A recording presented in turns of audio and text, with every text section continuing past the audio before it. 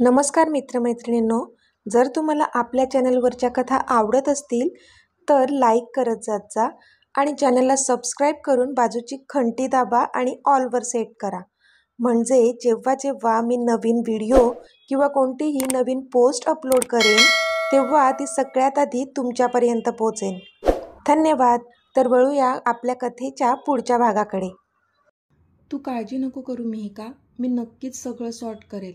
पण त्याआधी मला पुन्हा एकदा तुझ्या ताईला भेटायचं आहे. मी उद्याच येतो. Bye and thanks once again. Aadi बोलला. You are most welcome. Bye. Good night. Mihika बोलली आणि तिने कॉल कट केला. माझी चष्मीस, किती काय काय सहन केलंस तू एकटीने. पण आता एकटीने नाही सहन करायचं. जी पण संकटं असतील त्यांचा आपण दोघांनी मिळून सामना करायचा आहे. मी येतोय उद्या. काळजी घे. Love you dear. तो स्वतःशीच बोलला आणि त्याने स्वतःला बेडवर झोकून दिलं आणि झोपण्याचा प्रयत्न करू लागला. आता पुढे. इथे युवी पण झोपण्याचा प्रयत्न करत होती, पण तिला पण झोप लागत नव्हतीच. कशी लागणार होती झोप? एकतर कालपासून इतका स्ट्रेस झाला होता तिला. काल पूर्ण दिवस तर जेवली पण नव्हती ती. आज मिहिकाने जबरदस्तीने तिला 2 घास भरवले होते. 2 दिवसातच किती खचून गेली होती ती. तिने स्वतःला तिच्या रूममध्येच बंद करून घेतलं होतं. सतत त्याच्या आठवणींमध्ये कुढत होती. तिच्या फोनमध्ये असणारे त्याचे फोटोज बघत होती. त्याच्यासोबत घालवलेले क्षण आठवत होती आणि एकटीच हसत होती. कितीतरी वेळा त्याच्या नंबरवर क्लिक करण्याचा प्रयत्न केला होता तिने, जेणेकरून एकदा त्याच्याशी बोलता येईल, त्याचा आवाज ऐकता येईल. पण नाही, हिंमत होतच नव्हती त्याला कॉल करण्याची. कॉल करून तरी काय बोलणार होती ती? सगळंच तर संपवलं होतं तिने. त्याच्यासोबत असलेलं नातंसुद्धा तोडून टाकलं होतं. पण तिला कोणीतरी समजावा की असं बोलून नातं तुटत नसतं गं. ते मनातून तुटायला हवं, जे की तू कधीच तोडू शकणार नव्हती. त्याचं सोशल मीडिया अकाउंटसुद्धा ओपन करून पाहत होती ती, पण तो मात्र ॲक्टिव्ह दिसतच नव्हता तिला तिथे. कसा दिसणार होता? तो तर बिचारा कोणत्या परिस्थितीतून जात होता त्याचं त्यालाच माहीत. इतका हतबल झाला होता तो. शेवटी त्याचा फोटो बघत बघतच ती झोपी गेली. रात्री उशिरा झोप लागल्यामुळे युविकाला अजून जाग आलीच नव्हती. रात्रीपासून ह्या कुशीवरून त्या कुशीवर वळत होती ती आणि पहाटे पहाटे कधीतरी तिचा डोळा लागला होता, म्हणून बराच वेळ झोपली होती ती. पण आता तिची झोप थोडी चाळवली होती. पण कसलीच इच्छा होत नव्हती. उठायची पण इच्छा होत नव्हती. जणू काही सगळं सगळं संपलं असावं आयुष्यातलं असं वाटत होतं तिला. पण उठावं तर लागणारच होतं, म्हणून हळूहळू तिने डोळे उघडले. पण समोरचा नजारा पाहूनच तिच्या त्या निस्तेज डोळ्यात जणू जीव आला असावा, कारण तिच्या बाजूलाच आदी आपला एक हात डोक्यावर ठेवून झोपला होता आणि आता हसून तिच्याकडेच पाहत होता. तशी तिच्या ओठांवर पण स्माईल आली होती त्याला पाहून. तिने तिचा एक हात पुढे करून अगदी प्रेमाने त्याच्या गालावरून फिरवला. तसा हसला तो. मग त्याने पण त्याचा हात तिच्या चेहऱ्याजवळ नेला आणि प्रेमाने तिच्या कपाळावरून फिरवत तिच्या गालावर आणला. तसे तिने तिचे डोळे मिटले. तिने त्याचा हात स्वतःच्या हातात घेतला आणि त्यावर किस करून अगदी छातीशी घट्ट पकडून ठेवला. आज किती दिवसांनी ती त्याचा तो प्रेमळ स्पर्श अनुभवत होती, म्हणून डोळे बंद करून ती त्याला फील करत होती. त्याला पण तिची अवस्था कळत होती. भले ती कितीही सांगत असू देत की तिला त्याच्याशी लग्न नाही करायचंय, पण तिच्या मनात, हृदयात फक्त तोच आहे ह्याची खात्री होती त्याला. आणि आपण जेवढे तिच्यासाठी झुरतोय तेवढंच ती पण आपल्यासाठी झुरत असेल माहीत होतं त्याला. आणि म्हणूनच तो पण काही बोलला नाही. तिला जे फील करायचंय ते करू देत होता तो. आरामात तिच्या बाजूला झोपून होता तो. थोड्या वेळाने तिने डोळे उघडले तर अजूनही आधी तिच्या बाजूलाच झोपलेला दिसला तिला. तशा तिच्या कपाळावर आठ्या पडल्या. मॅडम, 1 तास व्हायला आला आता. अजून किती झोपणार आहात? उठा ना आता, नाहीतर तुम्हाला बघत बघत मीच इथे झोपून जायचो. तो बोलला तशी ती 3 ताड उडाली आणि खडबडून जागी झाली. आदी, तू इथे? तिने आश्चर्याने विचारलं. तसा तो गालातच हसला. तिला वाटलं होतं नेहमीसारखी ती स्वप्नात आहे, पण नाही, हा तर खरंच इथे आला होता आणि आता तो तिच्याच बेडवर तिच्या बाजूला झोपला होता. पण हे कसं शक्य आहे? तिने 3दा डोळे चोळून पाहिले, पण नाही, तो समोरच होता. जायचं नावच घेत नव्हता. आधीला तिची उडालेली तारांबळ पाहून हसायला येत होतं, पण त्याने कंट्रोल केलं कसं बसं. खरं तर तो कधीच आला होता. मिहिकाने दार उघडून त्याला आत घेतलं होतं आणि युविकाच्या बेडरूमपर्यंत पोहोचवलं होतं. पण युविका मात्र गाढ झोपली होती आणि म्हणूनच त्याने तिला उठवलं नव्हतं. ती स्वतःहून उठण्याची वाट बघत होता तो, आणि तोपर्यंत तिला पाहत तिच्याच बाजूला झोपला होता तो.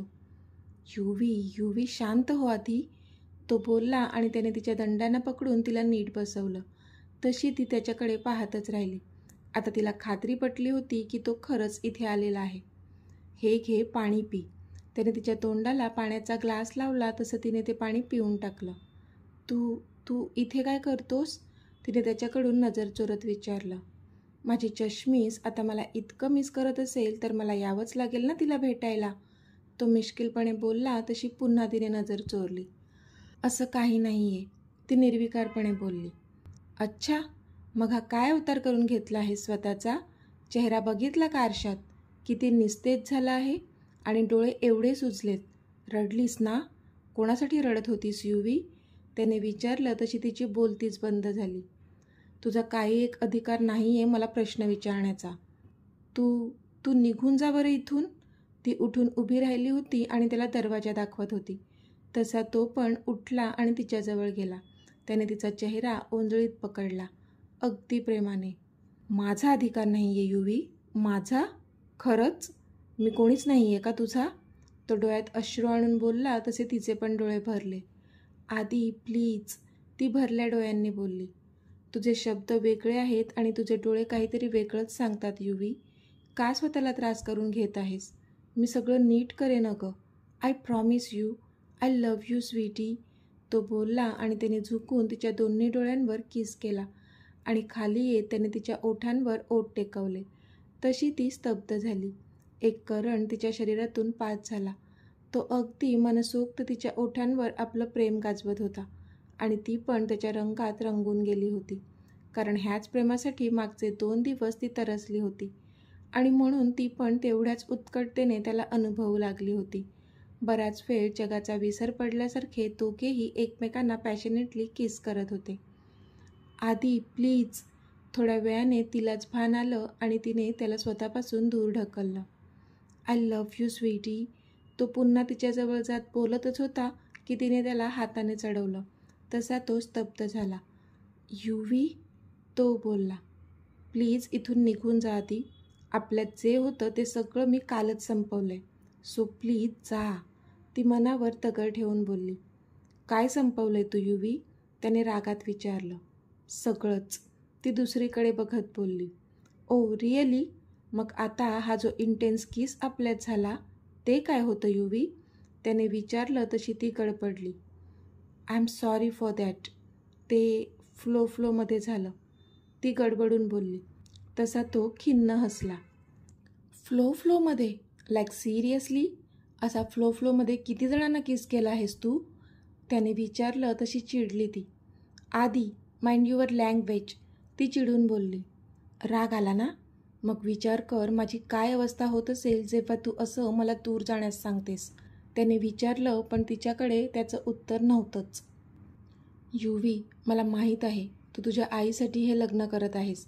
तू तुझ्या आईला वचन दिलं आहेस म्हणून हे लग्न करत आहेस, आधी बोलला. तशी युविका शॉक झाली. म्हणजे ह्याला कसं कळलं तेच तिला कळत नव्हतं. एवढं शॉक व्हायची गरज नाही आहे. मला मिहिकाने सगळं सांगितलं आहे. इवन आत्ता पण तिच्यामुळेच मी तुझ्या बेडरूमपर्यंत येऊ शकलो, तो बोलला. तशी युविका पुन्हा शॉक झाली. युवी, मिहिकालासुद्धा हेच वाटतंय की आपलं लग्न व्हावं म्हणून ती प्रयत्न करत आहे. मग आपलंच नातं वाचवण्यासाठी आपण प्रयत्न करायला नको का? आपण दोघे मिळून तुझ्या आईला समजावू. आपण दोघे प्रयत्न करू युवी. आंटीना सत्य समजल्यावर त्या नक्कीच आपल्याला समजून घेतील, तो बोलला. तशी युवीने नकारार्थी मान हलवली.